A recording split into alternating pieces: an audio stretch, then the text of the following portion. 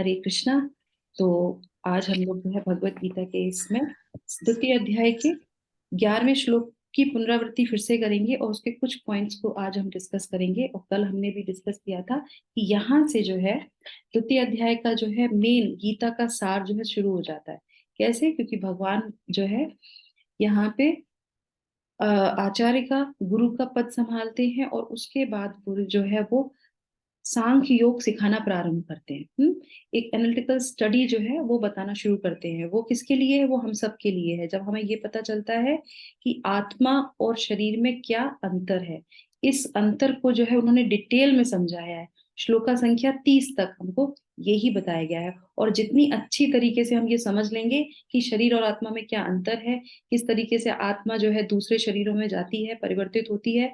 शरीर हमेशा आता है, नश्वर होता है, खत्म हो जाता है, पर आत्मा का कुछ भी जो है नश्वर नहीं होता। आत्मा जो है अनश्वर है।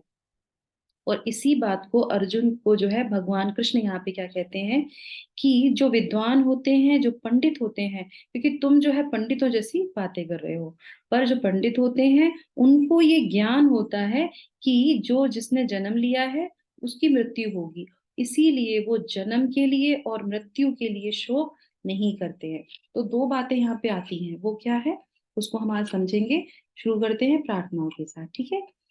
ओम नमो भगवते वासुदेवाय। ओम नमो भगवते वासुदेवाय। ओम नमो भगवते वासुदेवाय। ओम अज्ञानतिमिरान्धस्य ज्ञानाञ्जनशलाकया चक्षुरुन्मीलितं येन तस्मै श्रीगुरुवे नमः। नमो विष्णुपादाय कृष्णपृष्ठाय भूतले श्रीमते भक्तिवेदान्त स्वामिन् इति नामिने। नमस्ते सारस्वते देवे गौरवाणी प्रचारिणे निर्विशेषा शून्यवादी पाश्चात्य देश तारिणे। जय श्री कृष्णा चैतन्य प्रभु नित्यानंदा श्री अद्वैत गदाधर श्रीवासादि गौर भक्तवृंदा। हरे कृष्णा कृष्णा कृष्णा हरे हरे, हरे राम राम राम हरे हरे। जगत गुरु शिला प्रभुपाद की जय। भगवत वाणी भगवत गीता जी की जय। गुरु महाराज की जय। हरे कृष्णा।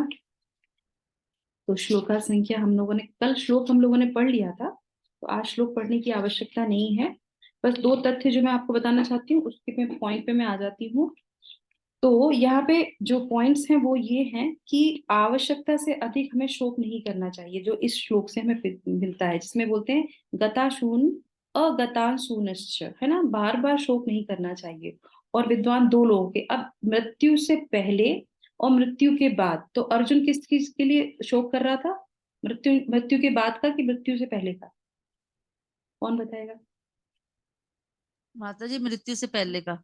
हाँ, मृत्यु से पहले का वो शोक कर रहा था, क्योंकि अभी तो मृत्यु नहीं हुई है। उससे पहले ही वो शोक करने लगा कि ये चले जाएंगे, हमारे जो है सारे रिश्तेदारों का, हमारे जो गुरुजन है उनका सबका विनाश हो जाएगा। और उसके लिए वो शोक करते हैं। तो यहाँ पे भगवान कहते हैं कि जो मृत्यु से पहले का शोक और मृत्यु के बाद भी शोक किया था, किसने किया था? युधिष्ठिर महाराज ने किया था।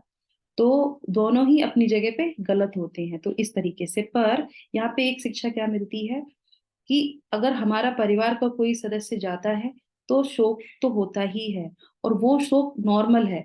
अब आप ये कहेंगे इस श्लोक से कि हमें जो है शोक करना ही नहीं चाहिए, कोई मर गया तो मर गया, ठीक है। ऐसा नहीं है, क्योंकि हम जीव आत्मा है, हमारे संबंधी है, तो शोक तो होता ही है, वो बिल्कुल नेचुरल है। पर बार बार उसी चीज को दोहराना, वो हमें यहाँ पे शिक्षा मिलती है कि हमें बार बार उस चीज को लेके नहीं रुकना चाहिए, आगे बढ़ना चाहिए, ठीक है। दूसरी बात जो है कि किस परिस्थिति में हमें शोक करना चाहिए, तो शोक की जो परिस्थिति होती है वो हमें पता होना चाहिए। जो आया है वो जाएगा, तो उसके लिए बार बार शोक नहीं करना चाहिए। हाँ, हम यहाँ पे क्यों आए हैं, हमारा गोल क्या है, अगर हम वो आगे नहीं बढ़ रहे हैं उसके लिए शोक करना चाहिए। हम भगवान की तरफ नहीं बढ़ते, वो शोक होना चाहिए।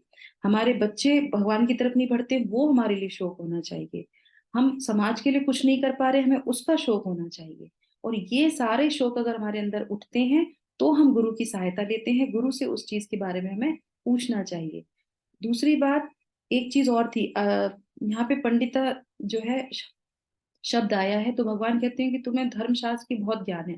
पर यहाँ पे हमें क्या शिक्षा मिलती है कि जो हम गुरु के सामने जब जाते हैं तो हमें बिल्कुल मूर्ख होना चाहिए, हमें बिल्कुल भी अपनी नॉलेज उनको नहीं बतानी चाहिए, क्योंकि वो साधारण व्यक्ति नहीं होते हैं, वो भगवान के ही जो है शक्ति आवेश अवतार होते हैं। तो गुरु के सामने मूर्खों की तरह चुपचाप बैठे रहो, जो वो शिक्षा दें उनको वो ग्रहण कर लेनी चाहिए।